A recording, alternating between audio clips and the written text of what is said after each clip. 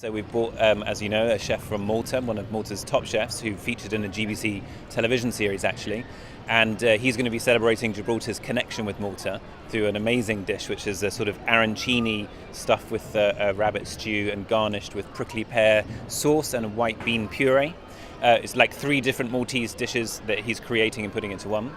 And a guy called Richard McClellan, who's coming from London, and he is going to be doing a different take on a dish that's familiar to everybody in Gibraltar, organised in vinagre on a slice of bread, but he's making his own poppy seed bread. He's going to be marinating the bogarones in an elderflower vinegar, and then he's going to garnish it with plants that he's foraging from around the rock. So rock samphire and wild fennel, which grow in abundance, and which we've been liaising with Gons to make sure that we're not picking the wrong plants and we can pick the right ones. He's going to be garnishing it with that and some parsnips as well. So it's basically the idea is to try and bring a bit of something a bit different to Calentita, but also at the same time celebrating what Calentita really is all about. And also showcasing local chefs. We have a kitchen set up with live demonstrations, and we're really pleased to have 3 brilliant local chefs as well as some chefs coming from outside, actually 4 local chefs, but one of whom is based in London, a guy called Nico Fitzgerald, who actually works as head of pastry in one of Heston Blumenthal's restaurants. So that's really great to have some local talent who are practicing abroad coming back. Vicky Bishop, we've got VJ, and we've also got from the Casbah, we've got Claire Louise Foster doing a vegan pate, I believe. So it's a real mix this year of international talent and our local talent as well.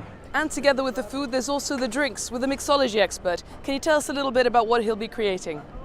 Yes, that is right. We have also we've done a cocktail bar for the last couple of years. This year we're bringing it off the city wall, putting it right in the centre of Marketplace. And again, we've invited somebody to work with a local team to produce some Gibraltar-inspired cocktail flavours. So I think that's going to be really quite a nice addition, really. As with other years, there'll be entertainment. So what's in store? We have, as always, our favourite urban dance, who will be right here in the centre of the square, performing some of their pieces from their recent production of Illuminata, and also some other Gibraltar-inspired pieces. We have Guy Valarino playing live music, and we also have a couple of DJs here as well providing music. It's an established feature on Gibraltar's calendar by now. So what's the process that goes into keeping Calentita fresh and innovative? I've given it a lot of thought at the beginning of the year. As you know, we've also added this year a dinner which is taking place on the Sunday night, hosted by the Mayor, supported by the Parasol Foundation, and that is like a miniature Calentita. There's also a chef coming over for that, Henrietta Inman, who is one of the UK's top pastry chefs as well, an author, an activist. So that is going to be a very interesting dinner, and that is like a mini version of Calentita, getting people to sit down together, people from all walks of life, a really diverse mix of people, to talk about Gibraltar, to exchange ideas, and that's really fundamentally what Calentita is about.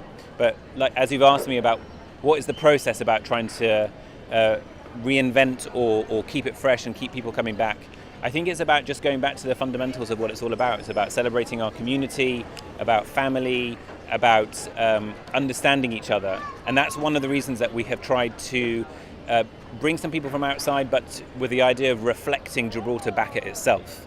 And that is what we've tried to do this year.